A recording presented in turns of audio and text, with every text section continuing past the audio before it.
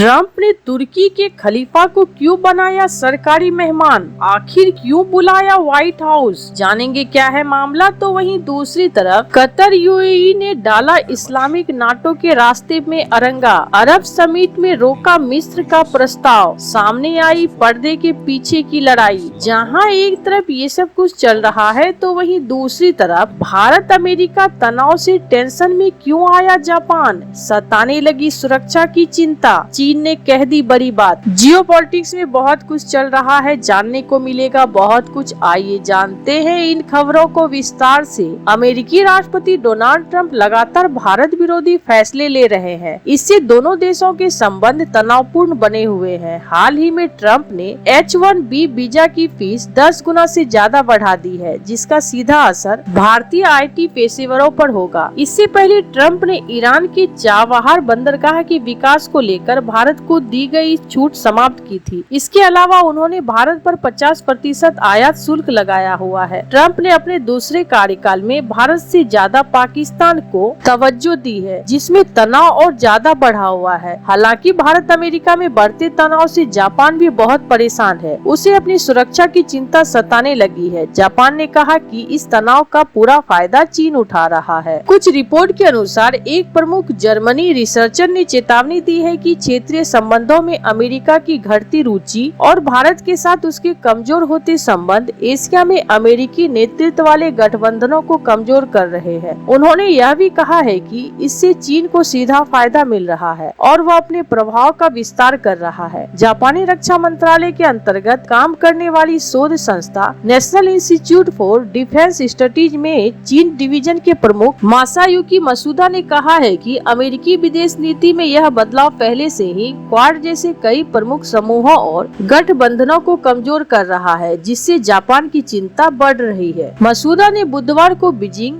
Xiangshan forum में भाग लेने के बाद कहा, प्रभाव में सबसे बड़े स्रोत में से एक है क्वाड और ऑक्स, विशेष रूप से क्वाड। उन्होंने आगे कहा, लेकिन ट्रंप के इस ढांचे में रुचि कम होने और अमेरिका भारत के बीच बिगड़ती साझेदारी के कारण ट्रंप ने नई दिल्ली में होने वाले क्वाड शिखर सम्मेलन में शामिल नहीं होने का फैसला किया। यह एक चिंता का विषय होगा जो जापानी दृष्टिकोण से संभावित रूप से खतरनाक हो सकता है। क्वाड का प्रस्ताव सबसे पहले दिवंगत जापानी प्रधानमंत्री शिंजो आबे ने 2007 में रखा था, लेकिन चीन के प्रभाव का मुकाबला करने की उनकी इंडो पैसिफिक रणनीति के तहत पूर्व अमेरिकी राष्ट्रपति जो बाइडेन के प्रशासन के दौरान ही इसे शुरू किया गया। जापान के नजरिए से क्वाड चीन के खिलाफ संतुलन बनाए रखने के प्रमुख कूटनीतिक साधनों में से एक है, जिसमें अमेरिका, भारत, जापान और ऑस्ट्रेलिया शामिल है। इस समूह के नेताओं के इस साल के अंत में दिल्ली में किसी अज्ञात तिथि पर मिलने की उम्मीद है, लेकिन कथित तौर पर ट्रंप ने इस महीने की शुरुआत में शंघाई सहयोग संगठन शिखर सम्मेलन में प्रधानमंत्री नरेंद्र मोदी के शामिल होने के कुछ ही दिनों बाद अपनी यात्रा रद्द कर दी। हालांकि ट्रंप प्रशासन में नियुक्त भारत में अमेरिकी राजदूत सर्जियो गोर ने सीनेट विदेश मंत्रालय की समिति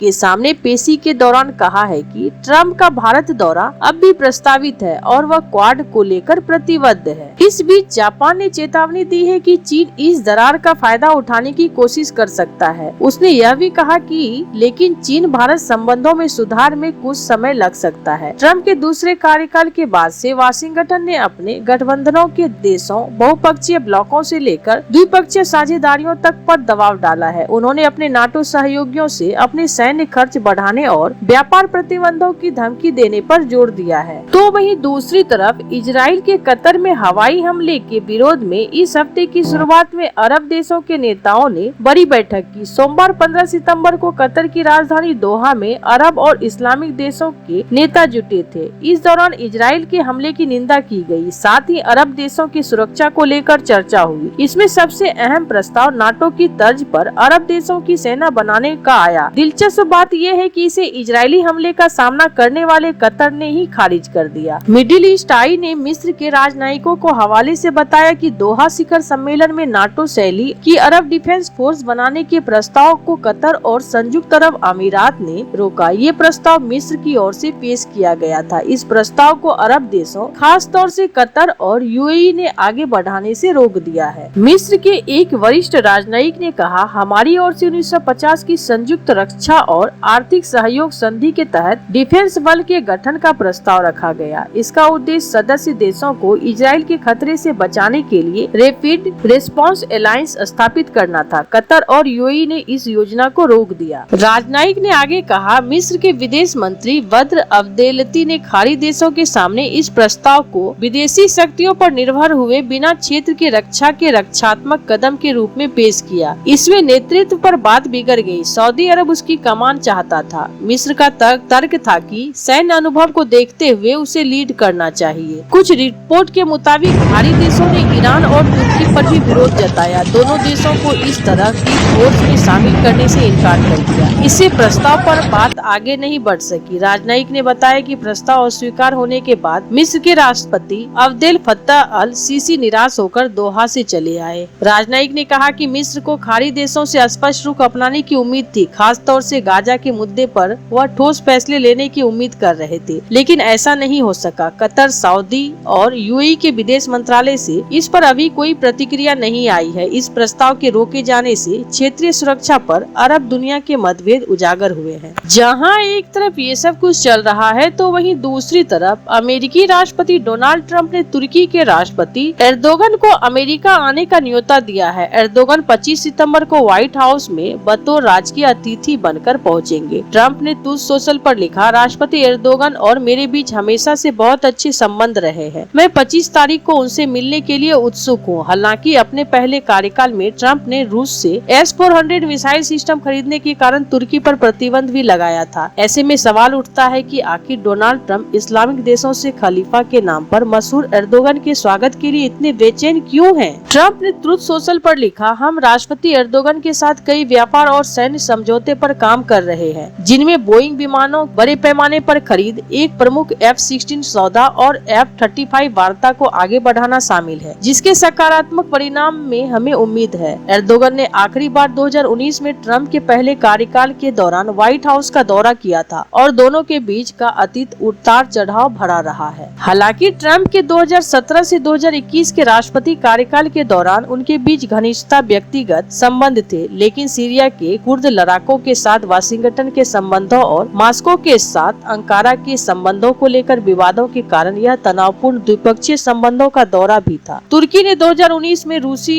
S-400 मिसाइल रक्षा प्रणाली खरीदकर ट्रंप प्रशासन को नाराज कर दिया था। इसके जवाब में वाशिंगटन ने तुर्की को F-35 लड़ाकू विमानों की बिक्री की योजना रद्द कर दी और उसे इन विमानों के संयुक्त उत्पादन कार्यक्रम से बाहर कर दिया था। आपको बता दें कि एर्दोगन के व्हाइट हाउस दौरे पर अमेरिका और तुर्की के बीच बड़ी रक्षा साझेदारी का ऐलान होगा। अमेरिकी डिफेंस कंपनियों बोइंग और लॉकहीड मार्टिन को तुर्की का बड़ा ऑर्डर मिलने वाला है। इस सौदे से टर्किश एयरलाइंस के लिए 250 वाणिज्य विमान और 40 F-16 लड़ाकू विमान शामिल होंगे। बातचीत में 14 F-35 दूसरे कई हथियारों और गोला बारूद की खरीद पर भी बात होगी। हालांकि इनकी कीमतों और अंतिम शर्तों पर अभी चर्चा चल रही है। तुर्की और अमेरिकी करीबी सहयोगी है। तुर्की अमेरिका के नेतृत्व वाले सैन्य संगठन नाटो का भी सदस्य है। इसके अलावा तुर्की में अमेरिकी सैन्य अड्डा भी मौजूद है। तुर्की बड़े पैमाने पर अमेरिकी हथियारों का इस्तेमाल करता है और अमेरिकी रक्षा उद्योगों के लिए कंपोनेंट्स का भी उत्पादन करता है। दोनों देशों ने व्यापार को बढ़ावा देने के लिए US तुर्की व्यापार और निवेश ढांचा समझौता भी किया है। ऐसे आपको क्या लगता है इन सब मामलों में? आपकी क्या राय है? कमेंट कर जरूर बताएं। जल्द मिलते हैं अगले वीडियो में नई खबर के साथ।